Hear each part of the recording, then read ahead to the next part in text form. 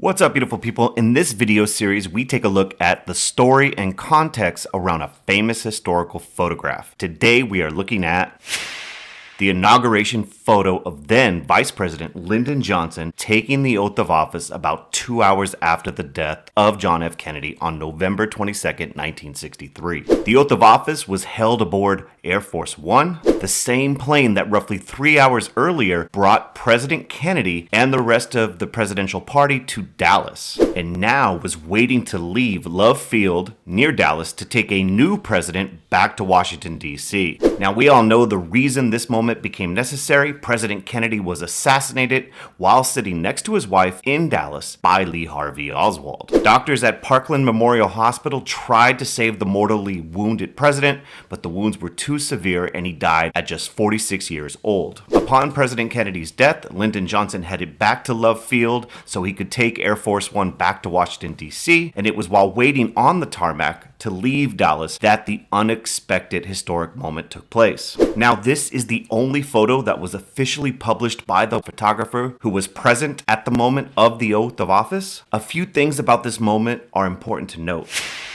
Jackie Kennedy was wearing this pink Chanel suit the moment her husband was shot. The outfit was covered in her husband's blood, and once the president was pronounced dead, the First Lady rode in the car with their husband's casket back to the airport to board Air Force One. The entire time, Jackie Kennedy kept the blood-stained clothes on so the world could see what was done to her husband. The photographer did position Jackie in the photo so that the bloodstains on the coat would not be seen in the photograph. Nevertheless, this is crazy. Jackie Kennedy has her husband's blood on her clothes as Vice President Lyndon Johnson is sworn into office. In addition to Jackie Kennedy, standing next to LBJ is his wife, Lady Bird Johnson, who is now becoming the new First Lady, while the former First Lady is in complete shock and despair over the tragic events. The third important woman in the photo can't really be seen in the only publicly released photo from the oath of office, but we can see her in the unpublished photos taken that day. The back you see right here is that of Texas federal judge Sarah T Hughes. She is the one swearing in Johnson.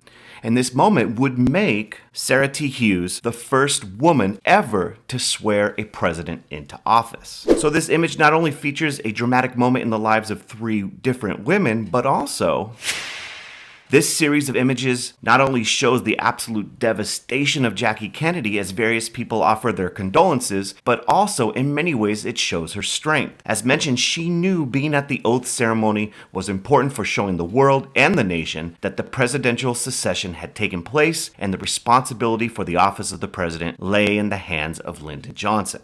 In addition, this moment in history marked the start of Lyndon Johnson's first term as president, as he now had to take over the remaining year and 59 days left of JFK's presidency.